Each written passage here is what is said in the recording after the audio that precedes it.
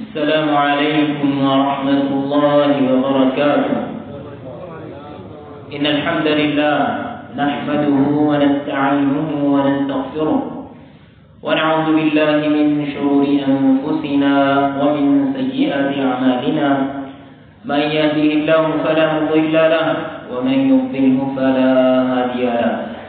أشهد أن لا إله إلا الله وحده لا شريك له وأشهد أن محمدا عبده ورسوله. يا أيها الذين آمنوا اتقوا الله حق تقاته ولا تموتن إلا وأنتم مسلمون. يا أيها الناس اتقوا ربكم الذي خلقكم من نفس واحدة وخلق منها زوجها وبث منهما رجالا كثيرا ونساء. واتقوا الله الذي تساءلون به والأرحام إن الله كان عليكم رقيبا. يا أيها الذين آمنوا اتقوا الله وقولوا قولا سديدا يصلح لكم أعمالكم ويغفر لكم ذنوبكم ومن يطع الله ورسوله فقد فاز فوزا عظيما. أما بعد فإن خير الحديث كتاب الله وخير الهدي هدي محمد صلى الله عليه وسلم وشر الأمور محدثاتها وكل محدثة بدعة وكل بدعة ضلالة وكل ضلالة في النار. اللهم صل على محمد وعلى آل محمد كما صليت على إبراهيم وعلى آل إبراهيم إنك حميد مجيد. اللهم بارك على محمد وعلى آل محمد كما باركت على إبراهيم وعلى آل إبراهيم إنك حميد مجيد. رب اشرح لي صدري ويسر لي أمري واحلل عقدة من لساني يفقهوا قولي. سبحانك لا علم لنا إلا ما علمتنا إنك أنت العليم الحكيم. أعوذ بالله السميع العليم من الشيطان الرجيم. فقد قال الله تعالى: يا أيها الذين آمنوا أطيعوا الله وأطيعوا الرسول وأولي الأمر منكم فإن تنازعتم في شيء فردوه إلى الله والرسول إن كنتم تؤمنون بالله واليوم الآخر ذلك خير وأحسن تأويلا. آج کے خطبہ جمعہ کا موضوع نہایت اہم اور حساس ہے، اور ایک اور انداز سے اگر کہا جائے تو اس طرح کا موضوع ہے کہ شاید ہم میں سے بہت سارے لوگ اس سے اختلاف بھی کریں گے اور وہ یہ سمجھیں گے کہ اس مسئلے کو اس طرح نہیں کسی اور طرح سے بیان کرنا چاہیے. لیکن بہر صورت حسب سابق اور ایز یوزول جس طرح میں پہلے آپ کے سامنے جو بھی بات بیان کرتا ہوں وہ قرآن و سنت اور علماء کرام اور سلف صالحین کے فہم اور ان کے اقوال کی روشنی میں کوئی بھی نقطہ نظر آپ کے سامنے رکھتا ہوں تو اس بات سے قطع نظر کہ وہ کسی جماعت کے حق میں ہے یا خلاف ہے، مسلک کے حق میں ہے یا خلاف ہے، کسی کو پسند ہے یا نہ پسند ہے. تو آج کا موضوع بھی وہی ہے، اور آج کا موضوع اس کے لیے میں تھوڑی سی تمہید آپ کے سامنے رکھوں گا. قرآن کریم کی جو آیت میں نے آپ کے سامنے تلاوت کی ہے اور آپ کے گوش گزار کی ہے، اس کے اندر اللہ تعالیٰ نے اہل ایمان کو مخاطب کرتے ہوئے فرمایا ہے کہ اے ایمان والو، تم نے 3 کام کرنے ہیں. اے ایمان والو، تم نے 3 کام کرنے ہیں. سب سے پہلا کام یہ ہے اطیعوا اللہ، تم نے اللہ تعالیٰ کی اطاعت کرنی ہے، اللہ کی فرما برداری کرنی ہے، اللہ کی بات کو ماننا ہے. اللہ تعالیٰ کی بات اور حکم آ جانے کے بعد تمہارے پاس کوئی دوسرا آپشن نہیں ہے. جیسا کہ اللہ تعالیٰ ایک اور جگہ پہ فرماتے ہیں وَمَا كَانَ لِمُؤْمِنٍ وَلَا مُؤْمِنَةٍ إِذَا قَضَى اللَّهُ وَرَسُولُهُ أَمْرًا أَن يَكُونَ لَهُمُ الْخِيَرَةُ مِنْ أَمْرِهِمْ. جب اللہ اور اس کے رسول کوئی فیصلہ کر دیں تو پھر مومن کے لیے کوئی اختیار، کوئی تیسرا آپشن اس کے پاس باقی یا دوسرا آپشن اس کے پاس باقی نہیں رہتا. تو سب سے پہلی بات یہ ہے اطیعوا اللہ کہ تم نے اللہ تعالیٰ کی اطاعت کرنی ہے، اللہ تعالیٰ کی بات ماننی ہے. وَأَطِيعُوا الرَّسُولَ اور دوسرے نمبر پہ کیا ہے کہ تم نے اللہ کے رسول کی بھی بات ماننی.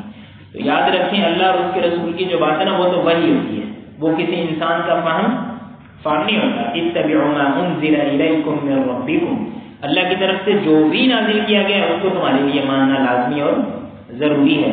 اور اللہ نے جو نازل کیا ہے وہ کیا ہے؟ وہ اللہ کا فرمان ہے اور نبی کریم صلی اللہ علیہ وسلم کا فرمان ہے. اللہ کا قرآن ہے اور نبی کریم صلی اللہ علیہ وسلم کا فرمان ہے. بعض لوگ یہ کہتے ہیں کہ ہم قرآن کو مانتے ہیں حدیث کو نہیں مانتے. ان سے بڑا بدبخت اور کون ہو سکتا ہے کہ جنہوں نے وحی کو بھی 2 حصوں میں تقسیم کر دیا اور یہ کہہ دیا کہ اس کو ہم مانیں گے اور اس کو ہم نہیں مانیں گے. اللہ تعالیٰ قرآن کریم کے اندر کیا فرماتے ہیں؟ وَمَا آتَاكُمُ الرَّسُولُ فَخُذُوهُ وَمَا نَهَاكُمْ عَنْهُ فَانْتَهُوا، رسول جو تمہیں دیتا ہے وہ لو اور جس سے منع کرتا ہے اس سے رک جاؤ. تو یہاں پہ بات چیت کی ہو رہی ہے؟ اللہ اور اس کے رسول صلی اللہ علیہ وسلم، یعنی اللہ تعالیٰ یہ کہہ رہا ہے کہ میرا رسول جو کہہ رہا ہے اس کے اوپر عمل کرنا لازمی اور ضروری ہے. اور فرمایا وَأَقِيمُوا الصَّلَاةَ وَآتُوا الزَّكَاةَ وَأَطِيعُوا الرَّسُولَ لَعَلَّكُمْ تُرْحَمُونَ، نماز قائم کرو، زکوٰۃ ادا کرو اور رسول کی اطاعت کرو تاکہ تمہارے اوپر رحم کیا جائے. اور فرمایا قُلْ إِن كُنتُمْ تُحِبُّونَ اللَّهَ فَاتَّبِعُونِي يُحْبِبْكُمُ اللَّهُ وَيَغْفِرْ لَكُمْ ذُنُوبَكُمْ.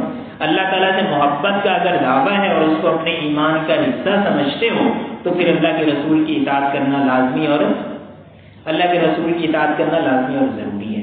تو جو آیت میں نے آپ کے سامنے پڑھی ہے سورہ نساء 5ویں پارے کی 59 نمبر آیت ہے، یعنی 59 نمبر یہ آیت ہے جس کے اندر اللہ تعالیٰ نے اہل ایمان کو مخاطب کرتے ہوئے کہا اللہ کی بات مانو، رسول کی بات مانو، اور تیسرے نمبر پہ کیا کہا؟ وَأُولِي الْأَمْرِ مِنْكُمْ، اور جو تمہارے حکمران ہیں، جو تمہارے ذمہ دار ہیں، جو تمہارے اولیاء الامور ہیں، ان کی بھی بات ماننا تمہارے لیے لازم اور ضروری ہے.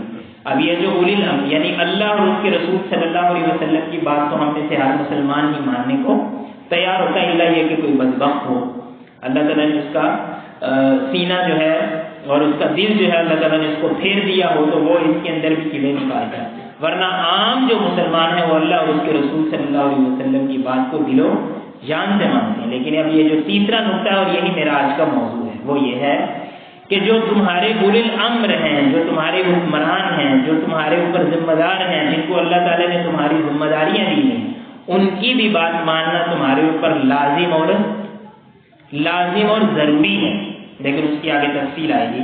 اور پھر آگے فرمایا فَإِن تَنَازَعْتُمْ فِي شَيْءٍ، لیکن اگر تمہارا آپس میں کسی چیز میں جھگڑا ہو جائے تو اتھارٹی کیا ہے؟ اتھارٹی ہے فَرُدُّوهُ إِلَى اللَّهِ وَالرَّسُولِ، اللہ اور اس کے رسول صلی اللہ علیہ وسلم کی طرف بات کو لوٹا دیا جائے گا. فیصلہ اللہ اور اس کے رسول صلی اللہ علیہ وسلم سے کروایا جائے گا.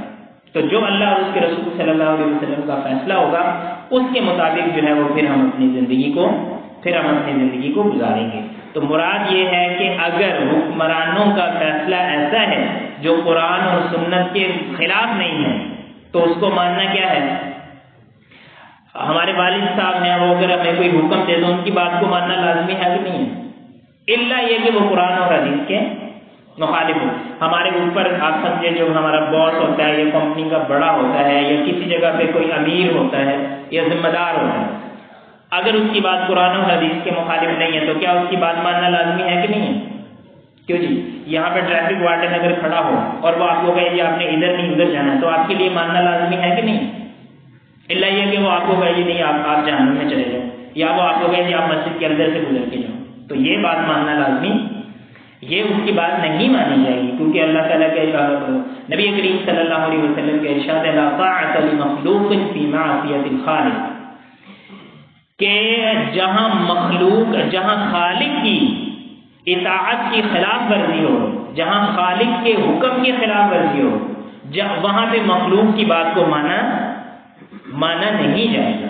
تو لہذا جس طرح والدین کی بات ماننا، استاد کی بات ماننا، بڑوں کی بات ماننا، بیوی کے لیے خامند کی بات ماننا، بچوں کے لیے اپنے والدین کی بات کو ماننا لازمی اور ضروری ہے، اسی طرح رعایا کے لیے حکمرانوں کی بات کو ماننا لازمی اور ضروری ہے، لیکن اس کے اندر ایسی اضافی کنڈیشن یہ ہے کہ وہ قرآن و سنت کے مخالف نہیں ہونی چاہیے۔ تو آپ کے کیا خیال ہے کہ ہمارے جو حکمران ہیں یا جو ہماری حکومتیں ہیں اور ان کے جو اصول اور ضوابط ہیں، کیا وہ سارے کے سارے قرآن و سنت کے خلاف ہوتے ہیں؟ مطلب یہاں پہ اگر ٹریفک کے اصول بنا دیے جائیں کہ آنے والے دائیں طرف سے آئیں، جانے والے بائیں طرف سے جائیں، اس میں کوئی قرآن و حدیث کی مخالفت ہے؟ کیوں جی، ہے کہ نہیں ہے؟ کوئی مخالفت نہیں ہے۔ اس کا مطلب اس بات کو ماننا لازمی اور ضروری ہے، اور اگر کوئی اس طرح کی بات کو نہیں مانتا تو گویا کہ اس کو وہ اسی طرح گنہگار ہے جس طرح کہ اس نے اللہ اور اس کے رسول صلی اللہ علیہ وسلم کی اطاعت کے اندر جو ہے نا وہ کوتاہی کی ہے۔ اور اب میں آگے بڑھنے سے پہلے آپ کو ایک بات سمجھاتا ہوں کہ شریعت کے جتنے بھی حکم ہیں، قرآن و سنت کی جتنی بھی تعلیمات ہیں، ان میں سراسر فائدہ کن کا ہوتا ہے؟ ہمارا ہے۔ لیکن آج ہماری سوچ کیا بن گئی ہوئی ہے؟ اگر ہم حکمرانوں کی بات کو مانتے ہیں تو ہمارا نقصان ہوگا، اور یہ باقاعدہ اس کے اوپر محنت کی گئی ہے۔ ہمارے اوپر کرپٹ حکمران مسلط کیے گئے ہیں، ہمارے اپنے ذہنوں کے اندر گند بھرا گیا ہے کہ حکمران اور رعایا جو ہے وہ آپس میں ان کا ایک دوسرے کے ساتھ ان کا بیر ہے، ایک دوسرے کے ساتھ ان کی دشمنی ہے، اور یہ خامی سمجھی جاتی ہے کہ اگر ہم حکومت کی بات کو مان لیں گے تو گویا ہم پٹھو ہیں، ہم کسی حکومت کے پٹھو ہیں، ہم کسی حکومت کے جو ہے نا وہ اس کے پے رول پہ ہیں، یا ہم ان سے پیسے لیتے ہیں، یا ہمارے اندر کلمہ حق کہنے کی ضرورت نہیں ہے۔ تو بھائی کلمہ حق تو کہنا ہے، لیکن مسئلہ یہ ہے کہ جہاں پہ وہ بذات خود حق پہ موجود ہے تو اس حق کو جھٹلانا بھی تو ایک خامی ہے نا۔ تو ہمارے حکمران ہیں یا ہماری افواج ہیں یا جتنے بھی لوگ ہیں، جہاں جہاں وہ حق کے اوپر موجود ہیں وہاں پہ ہمیں ان کے ساتھ اسٹینڈ لینا چاہیے کہ نہیں لینا چاہیے؟ ان کے ساتھ کھڑے ہونا چاہیے کہ نہیں کھڑے ہونا چاہیے؟ بالکل اس طرح جس طرح کے جہاں پہ وہ دین کی مخالفت کرتے ہیں تو ہم ان کی بات کو نہیں مانیں گے، کیونکہ یہ نبی کریم صلی اللہ علیہ وسلم کا ارشاد ہے لا طاعۃ لمخلوق فی معصیۃ الخالق، کہ خالق کی جہاں پہ مخالفت ہو رہی ہو وہاں پہ کسی کی بات کو نہیں مانا جائے گا، وہ بلا جو بھی۔ تو اسی طرح اللہ تعالیٰ نے قرآن کریم کے اندر یہ حکم دیا ہے کہ جس طرح تم نے اللہ اور اس کے رسول کی اطاعت کرنی ہے، اسی طرح تم نے اپنے حکمرانوں کی بھی اطاعت کرنی ہے۔ تو اس کی وجہ کیا؟ وجہ اس کی یہ ہے کہ اس کے بغیر نظام زندگی چل نہیں سکتا۔ آپ مجھے یہ بتاؤ نا کہ جہاں پہ ہر بندہ ہی چودھری ہو، جہاں پہ ہر بندہ ہی امیر ہو، جہاں پہ ہر بندہ ہی قائد ہو، جہاں پہ ہر بندہ ہی لیڈر ہو، وہاں پہ کوئی بھی ایسی جگہ چل سکتی؟ کیا کوئی کمپنی ایسی چل سکتی ہے؟ کیا کوئی گھر ایسا چل سکتا ہے؟ کیا کوئی مسجد ایسی چل سکتی ہے؟ کیا کوئی جماعت ایسی چل سکتی ہے کہ جس میں کارکن کوئی ہو ہی نہ، سارے کے سارے کیا ہوں؟ سارے کے سارے امیر ہوں۔ تو اس کا مطلب یہ ہے اسی طرح جس طرح ہماری دیگر مجبوریاں ہیں، اسی طرح ہماری یہ بھی مجبوری ہے، اور یہ ہماری ایک دنیاوی ضرورت ہے، یعنی دینی سے پہلے یہ ہماری دنیاوی ضرورت ہے کہ اللہ تعالیٰ نے ہمارے اوپر جن کو بطور حکمران مقرر کیا ہوا ہے ہم نے ان کی بات کو ماننا لازمی اور ضروری ہے۔ تو اگر جس طرح ہم والدین کی بات کو نہیں مانیں گے تو ہمارا آخرت کا بھی نقصان ہے، دنیا کا بھی نقصان ہے۔ اسی طرح آپ سمجھیں کہ ہم اللہ اور اس کے رسول کی بات کو نہیں مانیں گے تو آخرت کا بھی نقصان ہے اور دنیا کا بھی نقصان۔ اسی طرح اگر ہم نے اس طرح کی سیاست بنا لی ہوئی ہے، ہم نے اس طرح کا ذہن بنا لیا ہوا ہے کہ حکمران جو بھی ہو اور جیسا بھی ہو وہ صحیح کہے یا غلط کہے، میں نے اپوزیشن کا بھی ادا کرنا ہے، اس کا مطلب یہ ہے کہ آپ اپنی آخرت کو برباد کر ہی رہے، ساتھ آپ دنیا کا بھی آپ اپنا بیڑا غلط کریں۔ اور اس کی وجہ کیا؟ وجہ یہ ہے کہ یہ قرآن و سنت کی مخالفت ہے، اور ہمارے یہاں کیونکہ دین جو ہے نا وہ ہم چیزوں کو دین کی نظر سے دیکھتے نہیں ہیں۔ ہم میں سے بہت سارے لوگ ایسے ہو سکتا ہے آپ کے لیے ایسے لوگ بیٹھے ہو، وہ کہیں گے مولوی صاحب آپ کو نہیں پتا سیاست کیا ہوتی ہے۔ تو بھائی ہمیں سیاست کا نہیں پتا، نہ میں آپ کو سیاست کے سبق پڑھا رہا ہوں، میں تو آپ کو دین پڑھا رہا ہوں کہ دین یہ کہتا ہے کہ آپ نے اپنے حکمران کی بات کو، میں نے یہ نہیں کہا کہ سیاست کا یہ اصول ہے کہ حکمران کی بات ہے، میں کہہ رہا ہوں اللہ اور اس کے رسول کا فرمان یہ ہے کہ حکمرانوں کی بات ماننا لازمی اور ضروری ہے۔ نبی کریم صلی اللہ علیہ وسلم کی حدیث ہے، نبی کریم صلی اللہ علیہ وسلم نے فرمایا علی المرء المسلم السمع والطاعة فيما احب وكره، جو مسلمان ہے اس کے لیے لازمی اور ضروری ہے کہ وہ اطاعت کرے، بلا اس کو پسند ہو یا نہ پسند۔ تو مطلب کوئی قانون ہمارے حق میں پاس ہو جائے یا ہمارا پسندیدہ حکمران آ جائے تو ہم اس کی بڑی فضیلتیں بیان کرتے ہیں. ہم اس کو جو ہے نا وہ مکے کے مہینے کے ساتھ بھی ملاتے ہیں, ہم اس کو رسولوں کے ساتھ بھی ملاتے ہیں, ہم ان کے لمبے چوڑے جو ہے نا وہ فضائل اور قصیدے بھی بیان کرتے ہیں کہ یہ پاکستان کے بڑے ہمدرد ہیں, دیکھو جی انہوں نے یہ کیا تھا, انہوں نے وہ کیا تھا. اور مطلب یہ ہر طرح کے لوگ موجود ہیں. اس طرح جب بھی کوئی حکمران آتا ہے تو اس کے قاطع ریس بھی ہوتے ہیں اور اس کے اصلی دشمن بھی ہوتے ہیں, پارٹی بازی کی بنیاد پہ, علاقائی بنیاد پہ, نسلوں کی بنیاد پہ, رنگوں کی بنیاد کے اوپر. لیکن شریعت ہمیں کیا کہتی ہے کہ تم نے ان سب چیزوں کو شریعت کی نظر سے دیکھنا, اور فرمایا کہ جو چیز تمہیں پسند ہو اس میں بھی حکمران کی بات کو ماننا ہے, اور جو تمہیں ناپسند ہو اس میں بھی ماننا ہے. یعنی شریعت کے اندر حکمران کی بات ماننے نہ ماننے کا معیار وہ میری آپ کی پسند ناپسند نہیں ہے, وہ شریعت کی موافقت یا مخالفت ہے. یعنی ہم یہ کہہ سکتے ہیں کہ جہاں پہ ہمارے حکمران شریعت کے موافق یا اس کے مطابق ہے وہاں پہ ہم مانیں گے, جہاں پہ نہیں ہے ہم وہاں پہ نہیں مانیں گے. اور اسی طرح کے موقع کے بارے میں نبی کریم صلی اللہ علیہ وسلم کی کہ وہ جو مشہور حدیث ہے کہ افضل الجہاد کلمۃ حق عند سلطان جور یا عند سلطان جاہل, کہ بہترین جہاد یہ ہے کہ انسان جو ہے وہ ظالم حکمران کے سامنے اور غاصب حکمران کے سامنے اور شریعت کی دھجیاں بکھیرنے والے حکمران کے سامنے جو ہے نا وہ جہاد کرے. اس کی وجہ پتہ کیا ہے؟ کیونکہ جس طرح مجاہد جہاد کرتا ہے دشمنوں کے ساتھ جا کے, اس کا مال بھی ضائع ہوتا ہے, اس کی جان بھی اللہ کے راستے میں قربان ہو جاتی ہے. اسی طرح جو حکمران کے بارے میں بھی بات کرتا ہے اس کو یہ دو نقصان لازمی ہوتے ہیں. ممکن نہیں ہے کہ اس کو یہ دو نقصان نہ ہو. اس کو جیل میں پھینکا جائے گا, اس کو مار دیا جائے گا, اس کو غائب کر دیا جائے گا, اس کو گم کر دیا جائے گا, اس کی جو پراپرٹیز ہیں ان کے اوپر عجیب و غریب قسم کے ایلیگیشن لگا دیے جائیں گے, اس کے مال اسباب کو لوٹنے کے لیے اس کے اوپر مقدمات کھڑے کر دیے جائیں گے. یہ ساری کی ساری چیزیں جو ہے نا یہ آج کی بات نہیں, یہ شروع سے یہ مسئلہ موجود ہے کہ جس کو اللہ تعالیٰ یہ سیٹ دیتا ہے اور آپ سمجھیں کہ لوگوں کے اوپر جس کو اللہ تعالیٰ بٹھا دیتا ہے وہ ایک طرح سے اس کے اندر فرعونیت آ جاتی ہے. اللہ ماشاء اللہ اچھے لوگ بھی بڑے, اچھے حکمران بھی بڑے گزرے ہیں اور آئندہ بھی آ سکتے ہیں. یعنی تاریخ کے اندر جو مثالیں موجود ہیں وہ بھی بہترین مثالیں ہیں, اور اللہ تعالیٰ چاہے تو اسی طرح کے بعد میں بھی آ سکتے ہیں. لیکن باہر صورت اصول یہ ہے کہ حکمران تو ہمارے ہاں تو باقاعدہ اس کو آپ سمجھیں کہ خوبی سمجھ لیا گیا کہ آپ نے ممبر پہ کھڑے ہو جانا ہے, آپ نے جلسے کے اندر کھڑے ہو جانا ہے, آپ نے نہیں دیکھنا کہ کسی نے اچھا فیصلہ کیا کسی نے برا فیصلہ کیا, آپ نے وہاں پہ اس کو للکارنا ضرور ہے. تو اللہ کے بندے یہ جو للکارنے والا ہے اس کا مطلب یہ ہے کہ آپ شریعت کو للکاریں, آپ اللہ کو للکار دیں, اس کے رسول صلی اللہ علیہ وسلم کو آپ ٹارگیٹ کر رہے ہو, آپ اس کو چیلنج کر رہے ہیں کہ دیکھیں جی آپ نے ایک ایسا اصول بنا دیا جو ہمارے اوپر فٹ نہیں ہوتا. نبی کریم صلی اللہ علیہ وسلم نے فرمایا على المرء المسلم السمع والطاعة فيما أحب وكره إلا أن يؤمر بمعصيته فإن أمر بمعصيته فلا سمع ولا طاعة. کہ آپ کو پسند ہے یا ناپسند ہے آپ نے اپنے حکمران کی بات کو ماننا لازمی اور ضروری ہے, الا یہ کہ وہ شریعت کی مخالفت کرے تو پھر نہ اس کی بات سنی جائے گی نہ اس کی بات کو مانا جائے گا. تو میرے بھائیوں اب تک ہم نے ان ساری کی ساری چیزوں کو اپنی سیاسی پارٹی بازی کی نظر سے دیکھا ہے. ایسی بات نہیں ہے کہ ہم ہر دفعہ کلمہ حق کرتے ہیں. یہ جو بات ہے نا یہ جھوٹ بات ہے کہ میں جی کلمہ حق کرتا ہوں. ابھی آپ کا پسندیدہ حکمران آ جائے گا, آپ نے زبان کو سی لینا, اور ابھی آپ کا ناپسندیدہ آ جائے گا, آپ نے ممبر پہ گرجنا شروع کر دینا. تو بجائے اس کے کہ ہم اپنی پسند ناپسند کو معیار بنائیں, ہمیں شریعت کو معیار بنانا ہے کہ شریعت ہمیں کیا کہتی ہے. شریعت ہمیں یہ کہتی ہے کہ جو حق بات کرتا ہے اس کی تائید کرو, جو غلط بات کرتا ہے اس کو ہمیں رد کرنا چاہیے.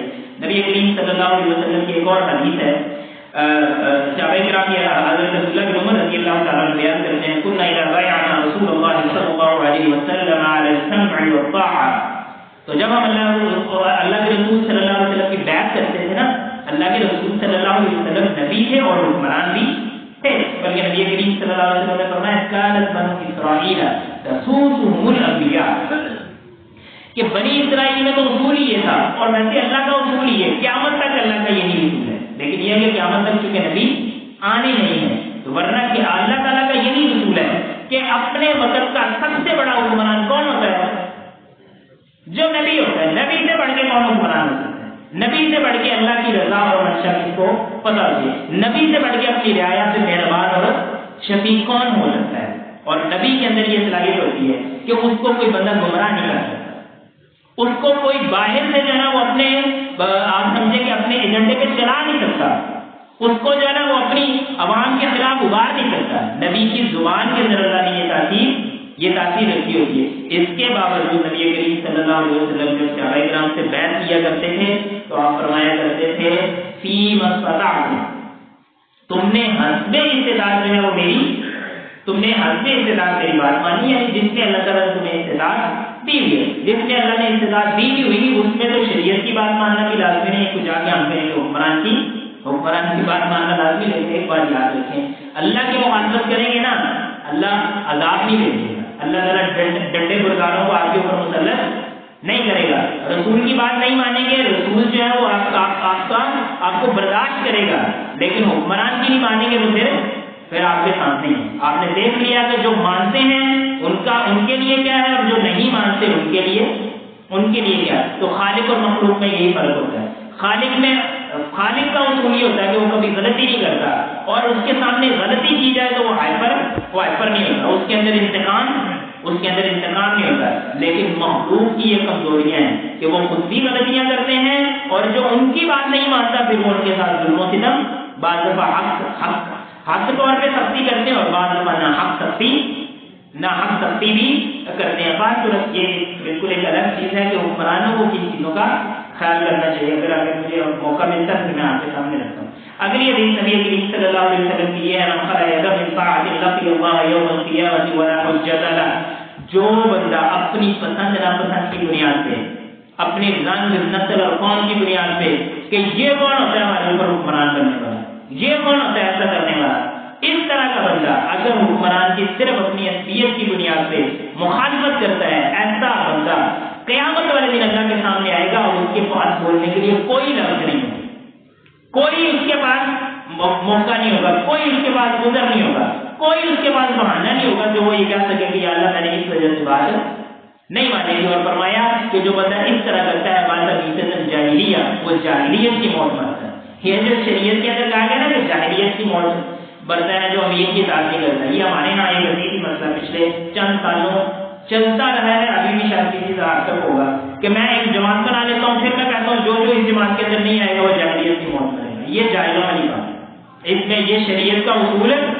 شریعت میں جس کو امیر کہا گیا ہے، جس کو حکمران کہا گیا ہے، وہ وہی حکمران ہے جس کی بات ماننے کو ہمارا جی نہیں چاہتا. اور اپنے جو ہے نا وہ امیر بنا کے تو ہم کہتے ہیں جو کس کے اندر آ جائے گا وہ تو دائرہ اسلام میں داخل ہو گیا، اور جو یہاں سے نکل گیا وہ ہم یہ نہیں کہتے کہ ان کی بات نہیں ماننی چاہیے. دیکھیے ہر ایک نظم ہوتا ہے، اس کی بات ماننی چاہیے، لیکن قرآن و سنت کو وہاں نہیں فٹ کرنا چاہیے جہاں پہ وہ فٹ نہیں ہوتا. اب آپ مجھے یہ بتائیں نا جو مسلمانوں نے 7100 جماعتیں تو بنائی ہوئی ہیں، اب ایک مسلمان 7100 جماعتوں کے اندر شامل ہوگا. اگر ادھر ہو گیا تو اس نے کہا تم جاہلیت کی موت مار رہے ہو، ادھر ہو گیا اس نے کہا تم جاہلیت کی، تو یہ بات سرے سے ہے ہی نہیں. اس سے مراد وہی حکمران ہے جو ہم سب جس کو حکمران کے نام سے ہی جس کو ہم سمجھتے ہیں. اس طرح نبی کریم صلی اللہ علیہ وسلم کی ایک اور حدیث فرمایا اسمعوا، تم نے بات کو سننا ہے اور اطاعت کرنا تمہارے اوپر لازمی ہے. وَإِنِ اسْتُعْمِلَ عَلَيْكُمْ عَبْدٌ حَبَشِيٌّ، اگر تمہارے اوپر کوئی حبشی حکمران بھی بنا دیا جائے، حالانکہ حبشیوں کے پاس آپ جائیں گے وہ اپنے آپ کو کسی سے کم نہیں سمجھتے، لیکن اس وقت کے لوگوں کو، اور آج ہمارے بھی ذہن میں یہ بات موجود ہے کہ یہ جو کالے رنگ کے لوگ ہوتے ہیں ہم ان کو کیا سمجھتے ہیں، کمتر سمجھتے ہیں. تو نبی کریم صلی اللہ علیہ وسلم نے فرمایا کہ اگر تم کسی کو کمتر ہی سمجھو، لیکن اگر اللہ تعالیٰ نے اس کو دوبارہ حکمران بنا دیا تو پھر اس کی بات ماننا لازمی اور ضروری ہے. آپ کسی کو سمجھو آپ کرکٹر ہے تو کرکٹ تو علاوہ کوئی سمجھے ہی نہیں، تو بھائی اب اللہ نے حکمران بنا دیا تو آپ کے لیے ماننا لازمی اور ضروری ہے. یا اگر آپ یہ کہو دیا مولوی صاحب ہیں ان کو تو دعائیں جو ہے نا وہ کچھ آتا ہی نہیں ہے، اس کو تو امام مسجد ہونا چاہیے، یہی کہاں ہمارے اوپر آپ مسلط ہو گیا. تو اس کا مطلب یہ کہ آپ شریعت کے مخالف. اس طرح کی اور ایک مثالیں آپ کے سامنے پیش کی جا سکتی ہیں جس کے اندر یہ ہے کہ کی بات کو ماننا لازمی اور ضروری ہے، اور اس طرح کے ڈھیلوں بہانوں کی وجہ سے اس کی بات کو رد کرنا جو ہے وہ جائز نہیں ہے۔ ایک اور بہت بڑا مسئلہ ہے ہمارے یہاں عام طور پہ جو ہم کہتے ہیں دیکھو جی ہمارے اوپر ظلم و ستم ہو رہا ہے، تو یاد رکھیے گا جس کو ہم ظلم و ستم سمجھتے ہیں اس کی بھی دو صورتیں ہیں۔ ایک صورت یہ ہوتی ہے کہ وہ واقعہ شریعت کا بھی وہ مخالف ہی ہوتا ہے، مطلب آپ سمجھے کہ ایک چیز آپ کا حق ہے لیکن وہ آپ سے چھین لی جاتی ہے، تو یہ تو شریعت میں بھی اس کو ظلم کہا جاتا ہے۔ اس طرح کی چیز آپ کو ماننا لازمی اور ضروری نہیں ہے، بلکہ باقاعدہ جو ہے وہ آپ اپنا آگے سے آپ اپنا دفاع بھی کر سکتے ہیں۔ آپ اس کے لیے جو بھی ایک قانونی چارہ بھی ہے، جو بھی چیزیں ہیں وہ آپ کر سکتے ہیں، لیکن بعض دفعہ ایسے ہوتا ہے ہم سمجھتے ہیں کہ فلاں چیز ہمارا حق ہے اور وہ ہمیں نہیں دی گئی، تو یہ والی جو چیزیں ہیں ان کے بارے میں شریعت کے اندر واضح طور پہ موجود ہے۔ نبی کریم صلی اللہ علیہ وسلم نے فرمایا علیہ السلام والطاعہ فی عسرک و یسرک ومن شقیک ومن کرہک واثرت علیہ، کہ تم نے حکمران کی اطاعت کرنی ہے چاہے تم مشکل میں ہو چاہے تم آسانی میں ہو، چاہے تمہیں پسند ہو چاہے تمہیں نہ پسند ہو، اور پانچویں بات فرمائی واثرت علیہ، اور اگر جی آپ کو یہ بھی لگے کہ وہ میرے اوپر کسی اور کو ترجیح ہے۔ ہمارے یہاں یہ ابھی بھی چیزیں موجود ہیں، لیکن پرانے زمانے کے اندر تو موجود تھی نا، بادشاہ سلامت کا دربار لگا ہوا ہے، ایک ہی طرح کے دو بندے آئے ہیں، ایک کو نواز دیا دوسرے کو بگا دیا۔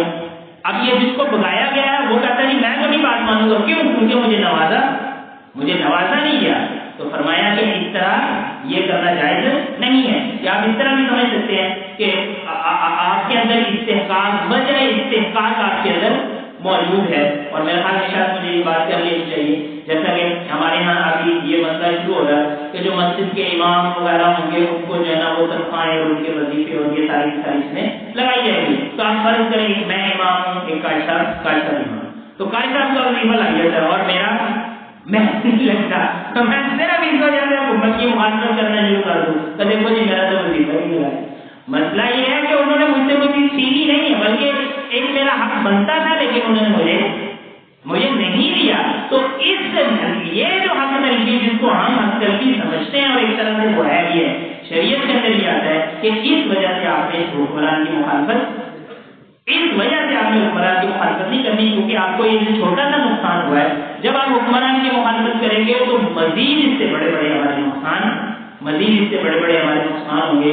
سڑکوں کو ہم بلاک کرتے ہیں، اپنی جو ہے وہ چیزوں کو ہم نقصان پہنچاتے ہیں، ہماری معیشت کا نقصان ہوتا ہے، دشمن کو موقع ملتا ہے۔ اب آپ دیکھتے ہیں کہ ہمارے ملک کے اندر آ کے لوگ جو کیا کرتے ہیں، خود کچھ بمبار آ کے پھٹ جاتے ہیں، تو وہ کہاں سے آ جاتے ہیں؟ اس کا مطلب یہ ہم میں سے کوئی لوگ جو ہیں وہ ان کو کریٹ کرنے والے ہیں، وہ ان کے ساتھ چلنے والے ہیں۔ کیوں؟ کیونکہ انہوں نے ذہن میں بٹھایا ہوا کہ یہ جو حکمران ہے یہ ظالم ہے، جابر ہے، لہٰذا ان کے خلاف جو تم کر سکتے ہو تو اللہ کو پتہ ہی ہے۔ یہ تو سراسر جو ہے نا وہ ظاہر اسلام سے نکلنے والی بات اور اپنی دنیا بھی برباد کرنے والی بات ہے اور آخرت بھی برباد کرنے والی ہے۔ تو یہ جو چیزیں ہیں ان کو سمجھنے کی ضرورت ہے۔ اللہ تعالیٰ سے دعا ہے کہ اللہ تعالیٰ ہمیں باتوں کو کروڑوں کی کرنے کی توفیق عطا فرمائے۔ آمین وآخر دعوانا ان الحمد للہ رب العالمین۔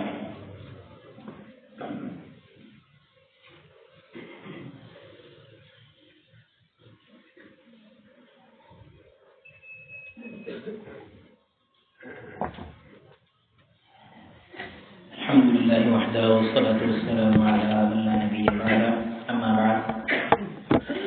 اچھا میں نے ایک بات کرنا چاہتا ہوں کیونکہ نا مجھ سے یہ سوال کافی دفعہ پوچھا بھی گیا ہے اور یہ چونکہ اس وقت مسئلہ بھی موجود ہے تو میں نے اسی وجہ سے نا یہ میں نے کہا موقع ہے تو میں اس موضوع پہ جمعہ پڑھا دیتا ہوں۔ موضوع لمبا ہے، ظاہر اس کو اس مختصر وقت کے اندر جتنی باتیں میں آپ کے سامنے رکھ سکا ہوں میں نے رکھ دی ہیں، لیکن اگر کوئی اشکال ہو یا کوئی مسئلہ ہو تو آپ مجھ سے لازمی آ کے پوچھ سکتے ہیں انشاءاللہ، اور اگر آپ کا نقطہ نظر مختلف بھی ہوگا آپ بڑے کھلے دل کے ساتھ میرے ساتھ بیان کریں، انشاءاللہ میں آپ کو جیسے آپ نے آدھا گھنٹہ مجھے خاموشی سے سنا نا، آپ گھنٹہ بھی مجھے سنانا چاہیں گے انشاءاللہ میں آپ کی بات سنوں گا۔ تو کبھی بھی ہماری کوشش یہ نہیں رہی کہ جو ہمارے منہ سے نکل گیا بس وہ حرف آخر ہے، تو ہم ڈائلاگ پہ یقین رکھتے ہیں، ہم مکالمے پہ یقین رکھتے ہیں، ہمارا یہ نقطہ نظر ہے، کسی اور کا اس سے مختلف ہے تو آپ ہمارے ساتھ اس کو بیان کریں۔ تو اس کو میں بات یہ عرض کرنا چاہتا تھا کہ یہ اب مسئلہ اور عجیب سی بات یہ ہے کہ سوال سے سوال لوگ پوچھ جاتے ہیں کہ یہ جو مطلب یہ جو حکومت کی طرف سے ائمہ کرام کو وظیفے مل رہے ہیں ان کو لینے چاہیے کہ نہیں لینے چاہیے؟ تو وظیفے کون سے 20-25 لاکھ روپے کسی کو دے رہے ہیں اور آپ سوچ میں پڑ گئے امام صاحب ہیں، آپ سمجھے عام طور پہ الحمدللہ ہر جگہ پہ حالات اس طرح کے نہیں ہوتے، لیکن آپ کو پتا بعض مساجد کے حالات اس طرح کے ہوتے ہیں کہ امام صاحب جو ہے عجیب و غریب قسم کرسی کی جو ہے وہ زندگی گزار رہے ہوتے ہیں. تو اگر حکومت نے کہہ دیا کہ ان کو ہم کو 20-25 ہزار روپیہ، حکومت نے یہ تو نہیں کہا کہ ہم ان کے نام پلاٹ لگا دیں گے یا ان کو کچھ دے دیں گے. اگر 20-25 ہزار روپیہ اگر حکومت یہ کہتی ہے کہ ہم، اور یعنی جو ائمہ کرام ہے وہ بھی حکومت کی رعایا میں سے ایک رعایا ہے، تو جس طرح کنجروں کو نوازا جاتا ہے، جس طرح گویوں کو نوازا جاتا ہے، جس طرح دیگر لوگوں کو نوازا جاتا ہے، تو میں سمجھتا ہوں ایک سعادت کی بات ہے کہ اگر کسی حکومت کو اللہ تعالیٰ یہ توفیق دے کہ وہ اخلاصی نیت کے ساتھ دین کے جو لوگ ہیں ان کے ساتھ بھی وہ تعاون کرنا شروع کر دیں. اس میں شریعت کی کسی قسم کی کوئی مخالفت نہیں ہے. اور اگر آپ کو یہ لگے کہ بھائی بڑے بڑے علماء کرام ہیں وہ اس کی مخالفت کر رہے ہیں، تو وہ جتنے بڑے بڑے علماء کرام ہیں آپ ان کو دیکھیں گے تو وہ خود حکومت سے جو ہے نا وہ وظیفہ یاب ہوتے ہیں ماشاء اللہ. یعنی آپ اسلامی نظریاتی کونسل جو ہے اس میں جو علماء کرام کام کرتے ہیں تو کیا ان کی تنخواہیں نہیں ہیں؟ یہ جو پارلیمنٹ کے اندر ہمارے علماء کرام اور ہمارے سر کا تاج ہیں وہ ہمارا دفاع کرنے والے، اس داڑھی کا دفاع کرتے ہیں، قرآن کا دفاع کرتے ہیں، حدیث کا دفاع کرتے ہیں، مسجد مدارس کا وہ دفاع کرنے والے ہیں. تو اگر وہ یہ کہیں کہ نہیں جی آپ حکومت سے وظیفہ نہ لو تو ٹھیک ہے، ان کا ایک سیاسی بیان ہے یا ان کا ایک نقطہ نظر ہے، لیکن اس میں شریعت کی کوئی مخالفت نہیں ہے. آپ سمجھو کہ اگر پارلیمنٹ کے اندر اگر کوئی مولانا صاحب موجود ہے، میں نے کبھی نام نہیں لیا لیکن میں لے لیتا ہوں، مولانا فضل الرحمان صاحب نے ہیں، وہ اگر کہیں کہ نہیں جی حکومت سے وظیفہ نہیں لینا چاہیے تو ماشاءاللہ وہ مولانا فضل الرحمان صاحب جو ہے نا وہ حکومت سے خود کی مراعات لیتے ہیں. تو مطلب کیا ہم یہ کہیں گے کہ اگر تھوڑی مراعات ہو تو نہیں لینی چاہیے اور اگر بہت سارے گپے ہوں تو پھر لے لینے چاہیے؟ مطلب یہ تو کوئی اصول نہیں ہے. تو اس طرح کر کے اگر حکومت کی طرف سے کسی بھی طبقے کو فیسیلیٹیٹ کرنے کی کوئی کوشش کی جاتی ہے اور اخلاص نیت کے ساتھ کی جاتی ہے تو اس میں شریعت کی کوئی مخالفت نہیں ہے. اس بات کا ایک پہلو یہ ہے. اس کا دوسرا پہلو پتہ کیا ہے؟ وہ یہ ہے کہ اگر کسی کو مراد اس وجہ سے دی جاتی ہیں، کسی مسجد کو اس وجہ سے فنڈ دیے جاتے ہیں تاکہ وہ حق بات کہنا چھوڑ دیں، تاکہ وہ قرآن و سنت کی بات کہنا چھوڑ دیں. مثلا میں نے 2 باتیں کی ہیں نا کہ حکمران کی بات کو ماننا لازمی اور ضروری ہے، یہ ایک نقطہ ہے. اس کا دوسرا پہلو یہ ہے کہ اگر وہ شریعت کی بات کریں کی مخالفت کریں تو ان کی بات کو ماننا جائز نہیں ہے. تو اگر کوئی بندہ مجھے کہے کہ میں آپ کو 25,000 وظیفہ دیتا ہوں، آپ نے ایک بات کرنی اگلی، تو یہ مشرکین والا رویہ ہم نہیں رکھتے.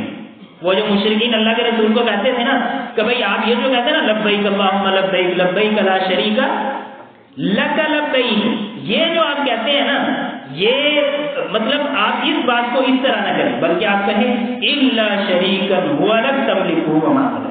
مطلب آپ ایک نقطہ تھوڑا سا اس میں ساتھ ملائیں تاکہ ہماری بات کی بھی تائید ہو جائے. تو ظاہر ہے اگر اس طرح کی کوئی صورتحال ہے نا تو نہ دینے والے کے لیے خیر ہے نہ لینے. اگر پہلی صورتحال ہے دینے والا بھی خیر پہ ہے لینے والا بھی خیر پہ ہے. اور ہمیں حکمرانوں کے بارے میں حسن ظن یہی ہونا چاہیے کہ وہ اسی طرح کرنا چاہتے ہیں کہ بھئی ہم یہ جو مسجدیں ہیں، یہ جو مدارس ہیں، یہ جو علماء کرام ہیں، ان کو ہم نے اپنے آپ سے دور کیا ہے، الگ کیا ہے، تو یہ ایسے لگتا ہے کہ شاید ہم ان کے مخالف ہیں اور یہ ہمارے مخالف ہیں، تو وہ اپنے آپ کے قریب آنے کی کوشش کرتے ہیں. تو اس میں کسی قسم کا کوئی حرج نہیں ہے. لیکن اگر دوسرے والی صورت ہے تو بھائی یار مسئلہ یہ ہے کہ نہ دینے والے کے لیے اس میں خیر ہے نہ لینے والے کے لیے اس کی خیر ہے. یہ تو چھوٹی باتیں ہیں نا، یہ تو ابھی کے ہمارے حکمران ہیں اور یہ ہماری 60 70 80 90 100 سال کی زندگی ہے، اس میں ختم ہو جانا ہے. اس سے پیچھے انگریزوں نے ہمارے اوپر حکومت کی ہے اور انگریز ہم سے یہ چاہتے تھے کہ ہم ان سے وظیفے لے کے ہم ان کے حق میں باتیں کرنا شروع کر دیں. اور کچھ لوگوں نے یہ باتیں کی بھی، جنہوں نے وظیفے لے کے حق میں باتیں کی وہ بھی چلے گئے اور جو ڈٹ گئے اور جو سولیوں پہ لٹکائے گئے وہ بھی اس دنیا سے چلے گئے. لیکن ایک ناکام و نامراد ہو کے گئے اور دوسرے سرخرو اور کامیاب ہو کے گئے. تو ہم یہ سمجھتے ہیں کہ یہ اسلامی جمہوریہ ہے اور ہمارے حکمران جو ہیں وہ مسلمان ہیں، لہٰذا ہم ان کے ساتھ ہر طرح کا تعاون کرتے ہیں. اگر وہ ہمارے ساتھ بھی تعاون کرتے ہیں تو اس میں بھی انشاءاللہ خیر اور برکت موجود ہے. لیکن اگر اس کا مقصد یہ ہو کہ دین کو ڈھانا مقصد ہے، مساجد کے اوپر پابندیاں لگانا مقصد ہے، مدارس کے ساتھ معاملات کرنا ہے، تو یہ 25,000 کیا ہے 25 لاکھ اور 25 کروڑ ارب خرب بھی اس کو اس میں کوئی بھی جو ہے نا وہ ہمیں حق کہنے سے روک نہیں سکتا. خدا نہ خواستہ اگر میں بک جاتا ہوں تو اللہ تعالیٰ نے 1000 اور علماء کرام رکھے ہوئے ہیں، لاکھوں اللہ تعالیٰ نے اور لوگ رکھے ہوئے ہیں جو اپنے دین کی حفاظت کرنے والے ہیں. اللہ تعالیٰ سے دعا ہے کہ اللہ تعالیٰ ہمیں دین کے مددگار اور حمایت اور نصرت کرنے والوں میں اللہ تعالیٰ شامل فرمائے. دین کے مخالفین میں اللہ تعالیٰ ہمیں نہ شامل فرمائے. اللهم انصر من نصر دين محمد صلى الله عليه وسلم واجعلنا منهم واخذل من خذل دين محمد صلى الله عليه وسلم ولا تجعلنا منهم. سبحان ربك رب العزة عما يصفون وسلام على المرسلين والحمد